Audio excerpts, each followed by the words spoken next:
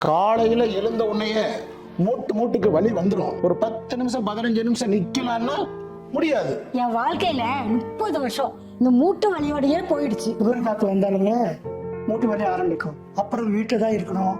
Toilet போறது கூட மற்றவங்க ஹெல்ப் தேவைப்படும். கை கால் தூக்க முடியாது, உடம்பு வலி அதிகமா இருக்கும், ஒரு வீடு கூட்ட முடியாது, இடுப்பு வலி தாங்க முடியாது. அப்படி கஷ்டப்பட்டுட்டு இருந்தேன். அங்கேயுமே வரணும் போகணும் ஒன்றுமே முடியல.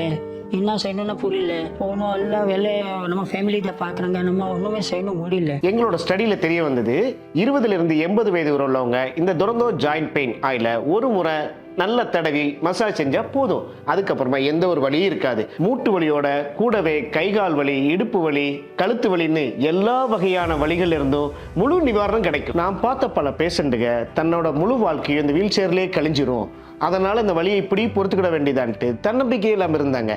அப்படிப்பட்ட பல பேர் வாழ்க்கையை மாற்றிருக்குது இந்த Duronto joint pain oil.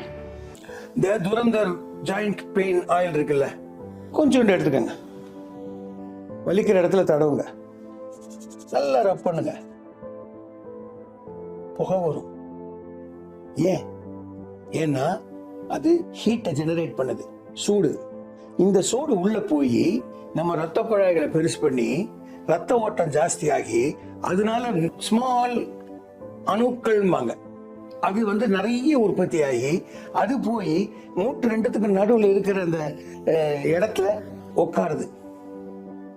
So smooth flow. வலி ஏன் வருது? 2 ஹார்டு சர்ஃபேஸ், 2 எலும்பு ஒன்னோட ஒன்று உராயறதுனால வலி வருது. அது உள்ள போய் இது உட்காந்துருச்சுன்னா ஒன்னோட ஒன்று தேயாது, தேய்மானம் இருக்காது, வலி இருக்காது.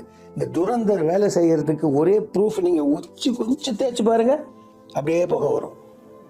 பாருங்க, இந்த 100% நேச்சுரலான துரந்தர் ஜாயிண்ட் பெயின் ஆயில் 2+1 ஆஃபர்ல உடனே உங்க வீடு வந்து சேரும்.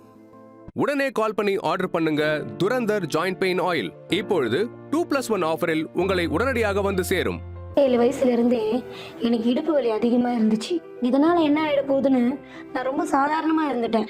ஆனா அதோட பாதிப்பு நாள்பட ரொம்ப மோசமா போயிட்டு இருந்துச்சு.